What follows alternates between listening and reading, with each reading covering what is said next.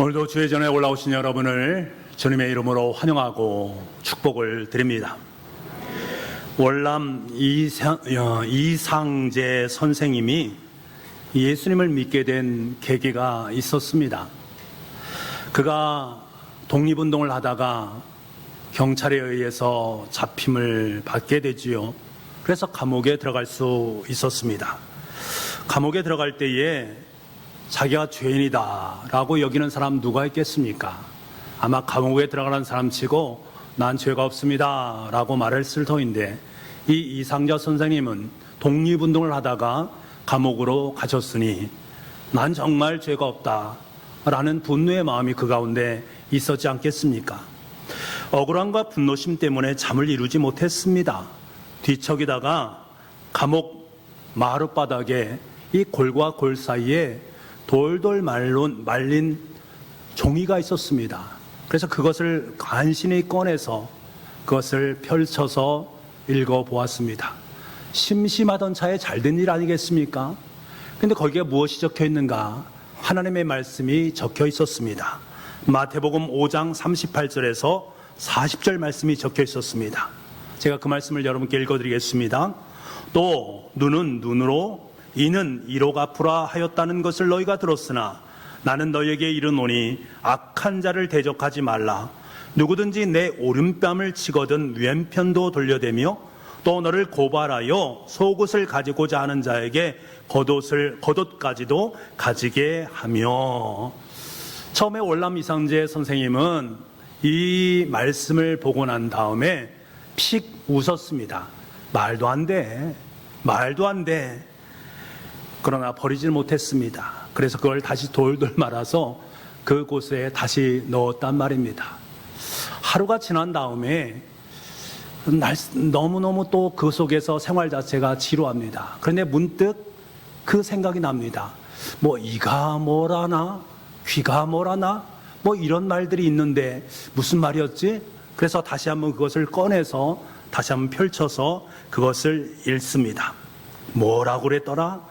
이가 어떻고 눈이 어떻고 그랬는데 그것을 펼쳐보면서 또다시 피식 웃으면서 이게 말이 되냐? 라고 말하면서 다시금 그것을 돌돌 말아서 그곳에 넣어놓았습니다. 다음 날이 되니까 또 생각이 나는 것입니다. 그래서 그것을 다시금 꺼내서 그것을 읽습니다. 그러면서 말도 안 돼. 이게 어떻게 이런 일이 있을 수 있어? 지금 내가 얼마나 어려움 가운데 있는데 이렇게 할 수 있단 말인가? 저 일지에게 저럴 수 있단 말인가? 난 할 수 없어. 그러한 마음을 품고 또다시 똘똘 말아서 그것을 그곳에 넣었습니다. 다음 날에는 또 생각이 나는 것입니다. 그래서 다시 그것을 꺼내서 읽었습니다. 그렇게 여러 번을 반복하다 보니까 결국 그는 예수님을 영접하게 되었습니다. 성령 하나님께서 그의 마음을 주장하셔서 말씀을 통해서 감동을 주시고 예수 그리스도를 믿음으로 영접할 수 있는 은혜를 베풀어 주셨습니다. 이상재 선생님이 이렇게 말합니다. 나는 그 쪽지에 사로잡혔노라. 말도 되지 않은 것처럼 여길 수밖에 없는 그 한 말씀, 그 말씀이 자기 자신을 사로잡음으로 말미암아 자신을 예수 그리스도에게로 이끌게 되어졌다. 그때부터 그의 삶의 자리는 변하기 시작합니다. 감옥 안에 아니에요. 그 감옥 안은 하나님을 예배하고 하나님을 찬양하는 아름다운 예배의 공간으로 변하게 되었습니다. 만약 이상재 선생님이 하나님의 말씀이 적힌 돌돌 말려있는 쪽지 그 말씀을 보지 않았던가, 아니면 하나님의 말씀 앞에 서지 못했다면 그는 마음속에 끝까지 죽을 때까지 복수의 철학을 마음속에 품고 살아갔을 것입니다. 하지만 그가 말씀 앞에 깨어지고 예수 그리스도를 영접하게 되었을 때 그의 삶의 자리는 예수 그리스도께서 원하시고 기뻐하는 예배의 자리로 변하게 되었고, 그는 위대한 민족의 큰 스승으로 세워질 수 있었습니다. 여러분, 하나님을 만나는 것이 너무나도 중요합니다. 하나님을 만나면 우리의 삶의 자리가 변화되어지게 됩니다. 변화를 받게 되어집니다. 한 영혼이 변화될 수 있는 것, 하나님을 만나는 것입니다. 변화된 한 영혼을 통해서 하나님은 하나님의 역사를 일구시기 원하십니다. 그 변화된 한 영혼을 통해서 우리 민족을 위해서 하나님의 귀한 사역자로 아름답게 쓰일 수 있도록 만들어 놓으신다. 이것이 바로 하나님을 만난 자의 모습이요, 그 은혜의 모습이요, 그리고 그것이 바로 예배의 시작이 되는 것입니다. 여러분, 교회의 존재 이유가 무엇입니까? 교회의 존재 이유는 다른 것이 아닙니다. 예수 그리스도를 믿음 안에 고백하는 형제 자매들이 함께 모여서 하나님을 예배하면서 하나님을 영화롭게 하는 것, 그것이 바로 교회의 예배의 아름다운 존재 이유요 목적입니다. 하나님은 예배를 위해서 저와 여러분을 부르셨습니다. 우리 인생의 가장 중요한 목적이 바로 예배다라고 말씀하고 있습니다. 이사야서 43장 21절 말씀에 보게 되면 이 백성은 내가 나를 위해 지었나니 나의 찬송을 부르게 하려 함이라. 나의 찬송을 부른다라는 말이 무슨 말입니까? 하나님을 예배한다라는 말입니다. 내가 너를 짓고 너를 만든 존재 이유, 너희들이 교회 공동체 속에서 하나님께 예배하는 그 이유가 바로 하나님을 예배하고 찬송하기 위함이다. 예배는 생명의 통로입니다. 예배는 능력의 통로입니다. 우리가 예배를 드리는 가운데 생명이 살아나고 무능력한 자들이 능력을 받고 하나님의 거룩한 사명자로 아름답게 설 수 있는 것입니다. 이를 위해서 우리에게 무엇보다 필요한 것이 바로 예배요, 한국교회, 이 대한민국 조국교회에 무엇보다 필요한 것이 바로 이 예배의 회복이다라는 사실입니다. 그래서 근본 107회기 총회에서는 주제를 복음의 사람 예배자로 살게 하소서라고 정했습니다. 그리고 이것을 뒷받침할 수 있는 주제 성구 2개를 선절을 했습니다. 하나는 시편 50편 5절 말씀과 또 하나는 로마서 12장 1절 말씀입니다. 이 모든 말씀은 예배의 회복에 대한 말씀입니다.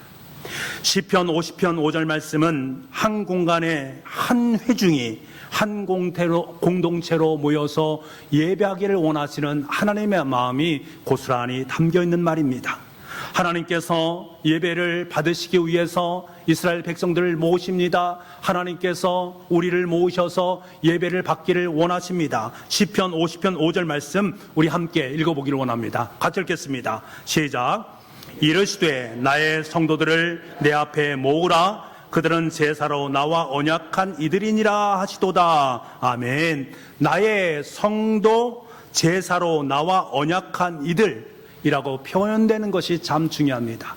여러분, 이 말은 무슨 말입니까? 하나님과 우리 인간의 관계에 대한 부분을 말하는 것입니다. 하나님과 성도 사이를 연결시키는 연결고리가 있으니 그 연결고리가 바로 제사, 곧 예배다라는 것입니다.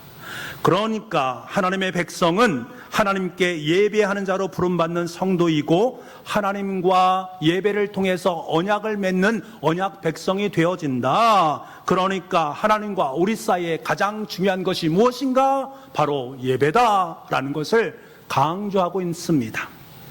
하나님께서는 이스라엘 백성들이 하나님께 나와 예배하는 것을 기뻐하십니다. 그런데 중요한 것은 나와서 하나님을 예배하는데 그 예배 속에 진정성이 담겨 있어야만 합니다. 예배를 우리가 아무리 드린다 할지라도 내 마음의 진정성이 하나님 앞에 드려지지 않는다면 그 예배는 의미 없는 예배로 전락되어질 수가 있습니다. 시인은 이 예배의 진정성에 대해서 말을 하면서 제물의 종류나 양이나 예배의 횟수나 부지런함에 있는 것이 아니다. 예배의 진정성은 감사에 있다라고 우리에게 말해주고 있습니다. 예배는 기쁘고 즐거울 때만 드리는 것이 아니라 고난과 약함 가운데, 더 나아가서 환난 가운데서도 하나님 앞에 감사로 예배 드릴 수 있는 것, 그것을 말합니다. 그러니까 어떤 상황 속에서도 하나님 앞에 나와 감사로 예배 드리는 것, 그것이 바로 예배의 진정성이다라는 거예요.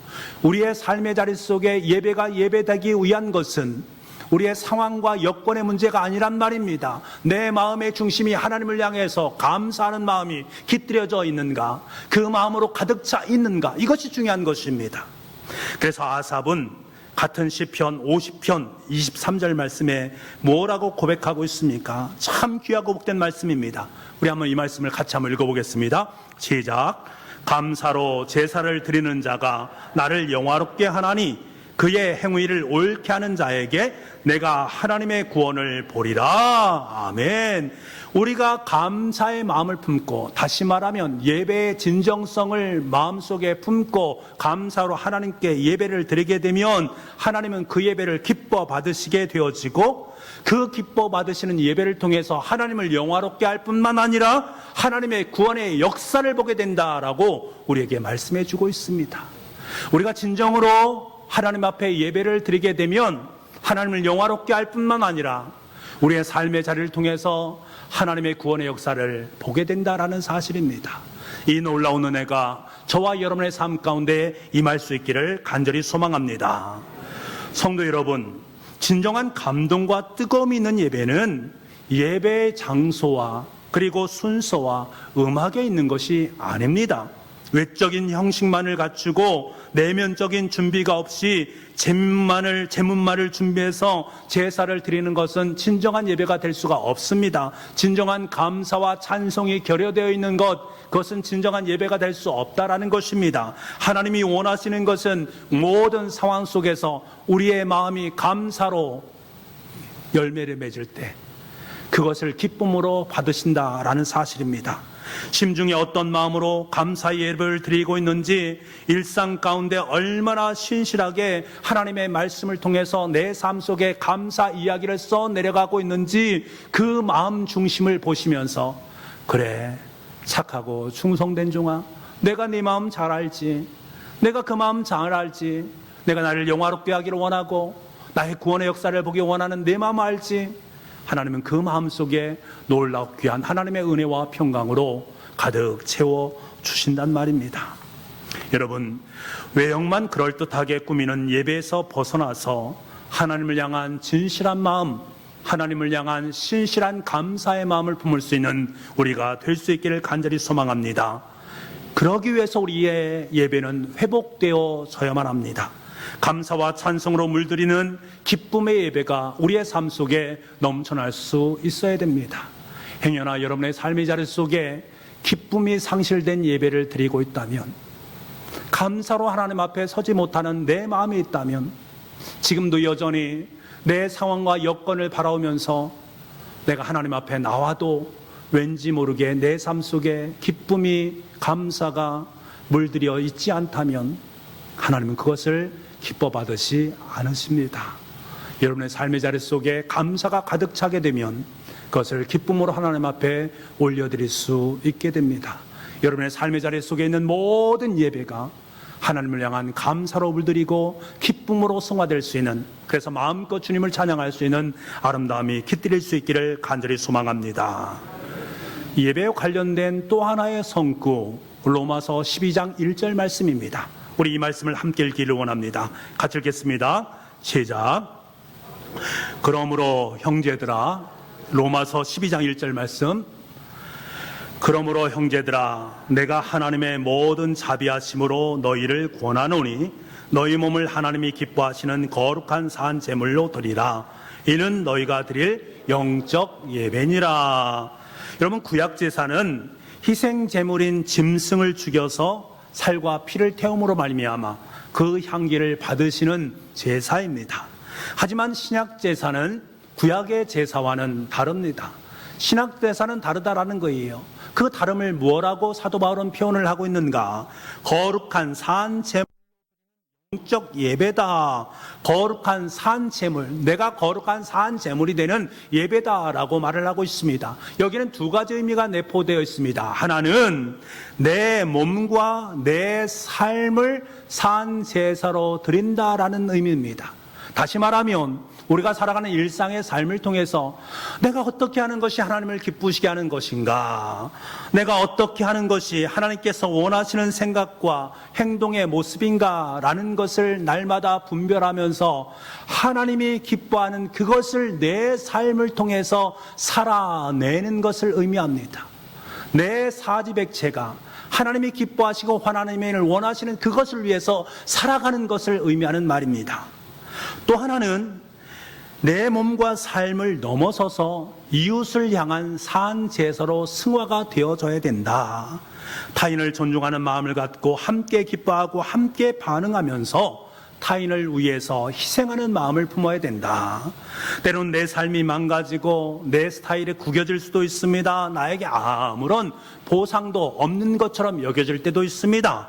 하지만 하나님의 뜻이 내 삶을 통해서 이루어지는 것이라면 내가 좀 손해를 보아도 모든 것을 다 감내해낼 수가 있습니다. 내 몸처럼 이웃을 사랑하는 것, 그것이 바로 산제사다. 거룩한 산제사가 바로 이것입니다. 거룩한 산제사는 내 삶과 내 행동을 통해서 드려지는 제사요, 내 삶과 내 행동을 통해서 우리 이웃이 하나님의 나라의 지경으로 더욱더 확장되는 역사를 경험하는 것입니다. 그것이 바로 산제사요, 참된 예배자의 모습이다라는 사실입니다.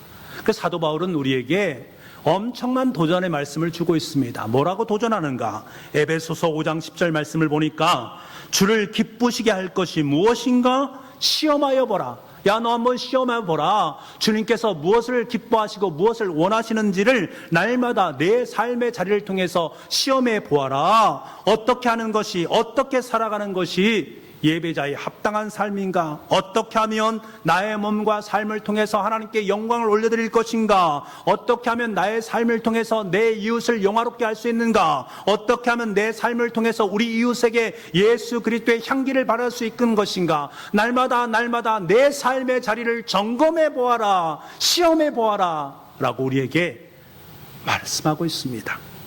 그리고 그것이 정말 하나님께서 기뻐하는 일이라면 손해를 보고 어려움이 있어도 그 말씀에 순종하는 삶을 살아가라. 이것이 바로 거룩한 산제사요, 거룩한 예배자로 살아가는 인생입니다. 여러분, 제사와 예배의 궁극적인 이유가 무엇입니까? 여러분, 왜 우리는 예배를 하나님 앞에 올려드리는 것입니까?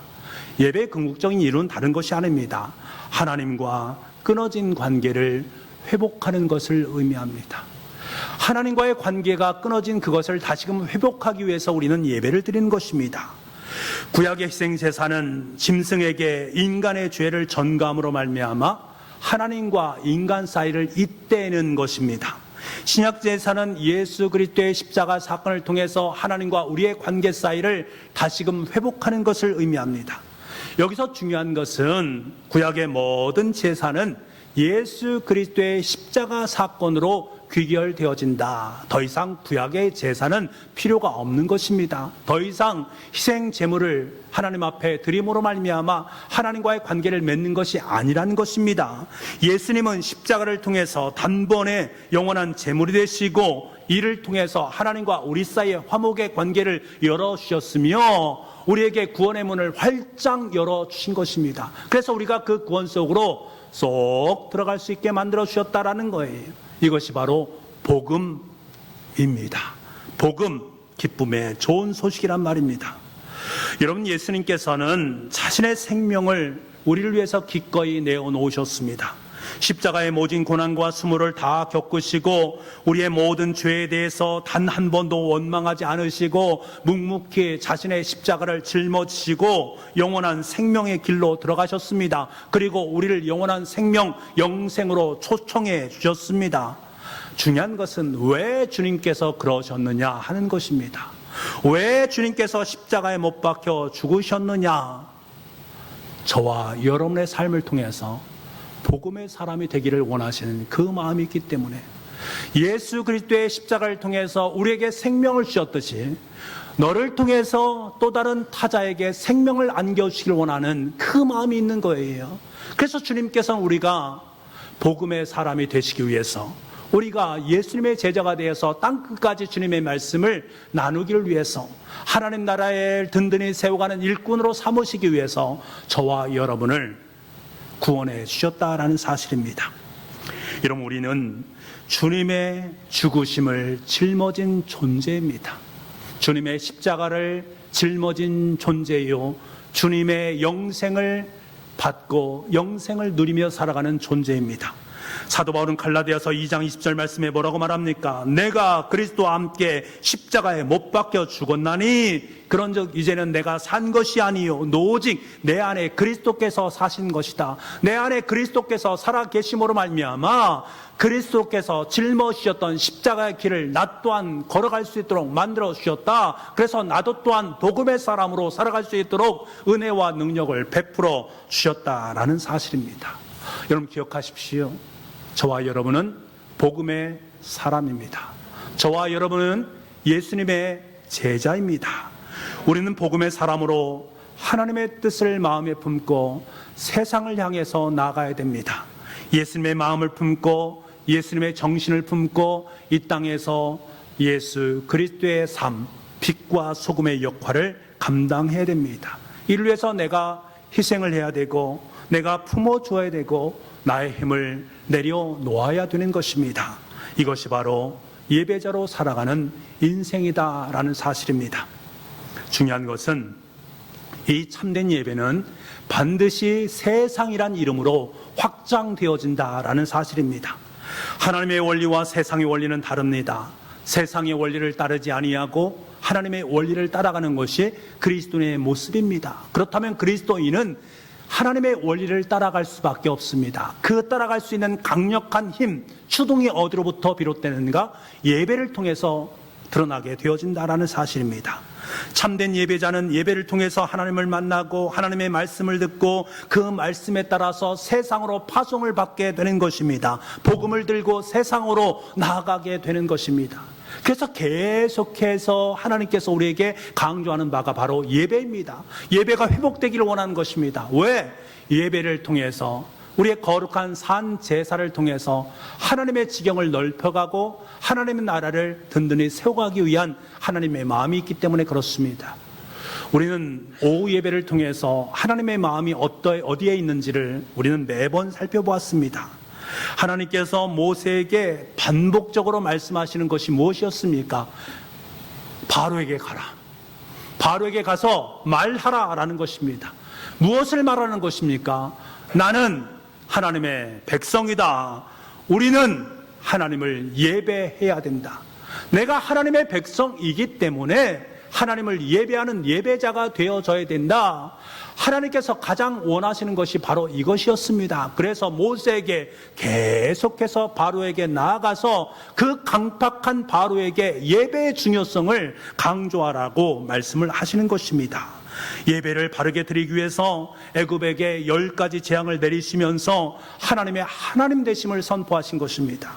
이스라엘 백성들은 10가지 재앙을 통해서 애굽이 섬기는 신들이 참신이 아니라는 사실을 깨닫게 됩니다.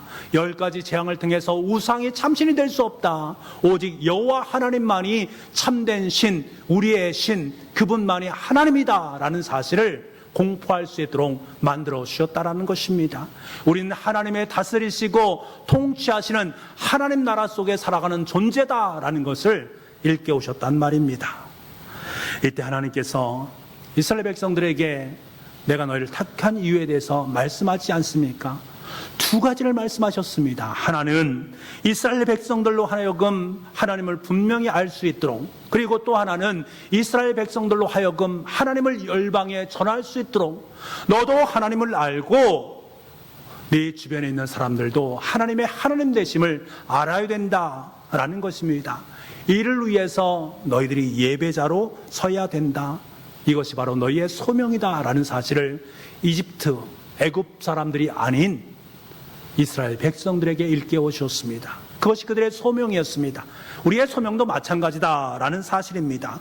이 소명을 이루기 위해서 주님께서 우리에게 원하시는 것이 바로 복음의 사람, 예배자로 사는 것입니다. 그럴 때만이 하나님의 소명을 이룰 수 있기 때문에 그렇습니다.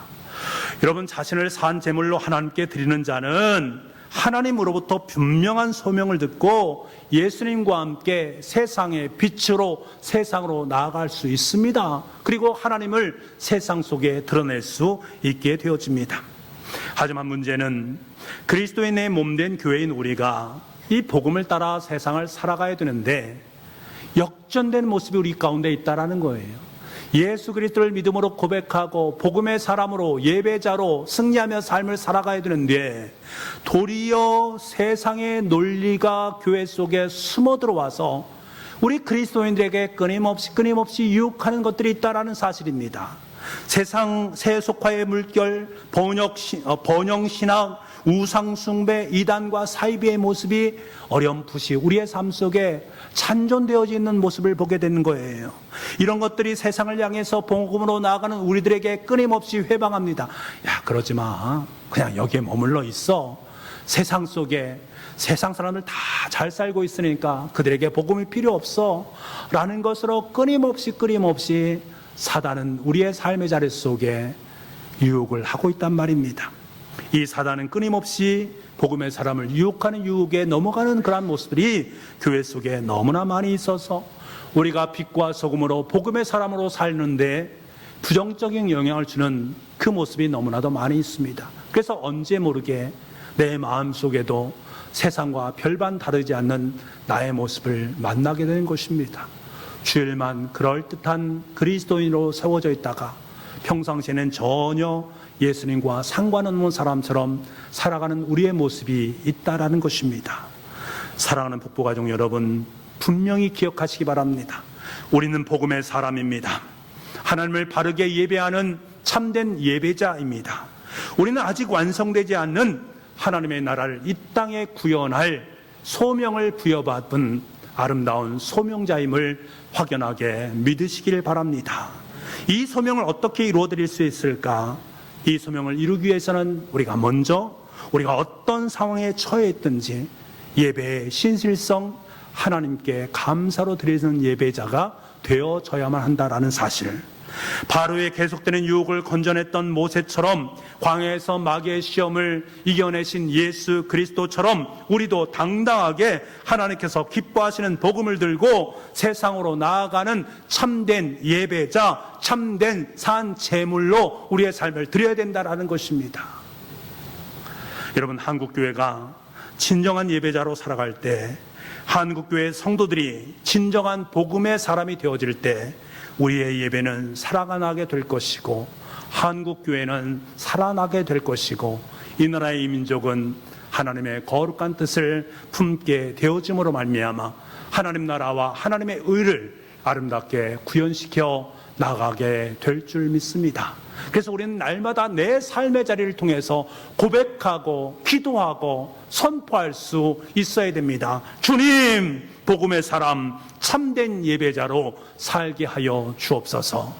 이 고백이 저의 고백이요 여러분의 삶의 고백이 되어질 수 있기를 간절히 소망합니다. 기도하겠습니다. 사랑하는 아버지 하나님, 복음의 사람이 되기를 원합니다. 참된 예배자로 사는 우리의 삶이 될 수 있도록 주님 은총 허락하여 주옵소서. 우리가 어떠한 상황에 처하든지 하나님께 감사로 예배를 드리는 참된 예배의 승리자가 되게 도와주시고 그 예배가 더 나아가 하나님을 기뻐하며 하나님의 복된 복음을 온 세상에 나눌 수 있는 아름다운 산 제물로 승화될 수 있도록 주님 역사하여 주옵소서. 이 소명을 기쁨으로 이루어드림으로 말미암아 복음의 사람, 참된 예배자로 세상을 살리고 우리 교회를 살리고 우리 가정을 살릴 수 있는 은혜를 우리의 삶 속에 허락하여 주옵소서. 모든 말씀을 예수님의 이름으로 기도하옵나이다. 아멘.